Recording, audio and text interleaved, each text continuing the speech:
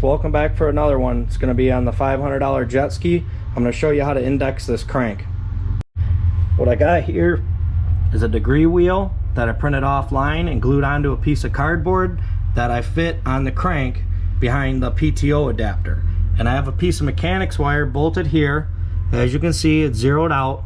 Bring your top cylinder up to top dead center on this. Okay, now take your crank and rotate it 120 degrees.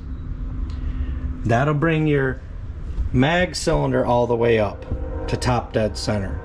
Unclamp your apparatus and clamp it over here, and I'll show you how we check that one. Now that we have our gauge clamped on and zeroed out at 0, you're going to rotate the crank and you're going to make sure that that mag cylinder piston is at 0, or I'm sorry, not at 0, but you're going to make sure it doesn't go above. And you twist the crank.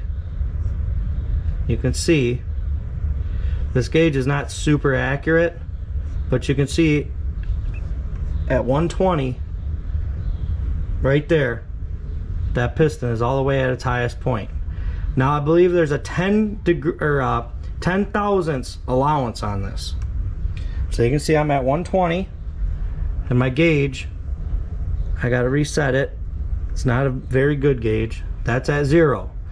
Now when you turn it down to bring the piston down, it should go down. When you turn the crank the other way, it should go down either direction. It shouldn't go up any higher than top dead center, and you're at 120 on your degree wheel. So we know that the mag cylinder is within spec. It's at top dead center at a 120 revolution. Now bring your degree wheel around to the next 120 right there. Sorry guys, I'm doing this one-handed. Right there.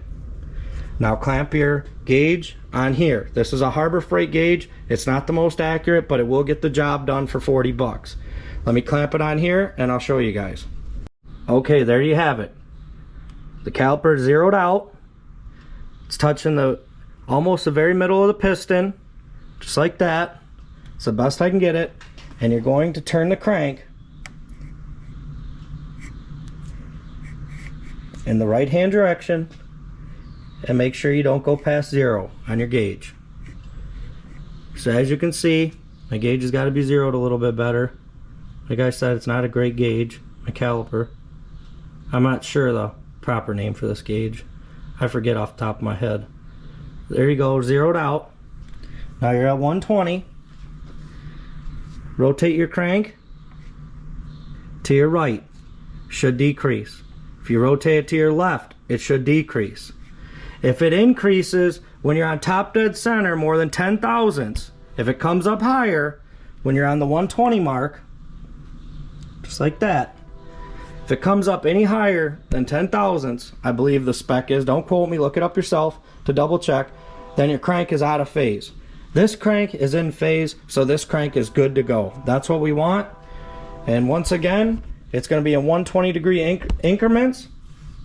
Just rotate the crank either direction, 120, and it'll bring your next cylinder up, or it'll bring your, when you do the PTO, it'll bring your mag up. Start in the center is the way I did it, and put your gauge on and make sure that it's at top dead center at 120 degrees rotation. So every time it goes 120, another cylinder will be at top dead center, and you just have to make sure it's all the way at top dead center. It's not coming up any more than top dead center when you go to turn that crank. If it comes up higher, then your crank is out of phase. So hopefully this video helps somebody out doing this. I tried to make it the best I can. I'm not great with this stuff. It's been a really long time, but this is called a dial indicator, guys. I'm sorry if I called it a caliper, dial indicator. But that's how I did it. It's just a Harbor Freight one, like I mentioned earlier. And like I said, this crank is good to go.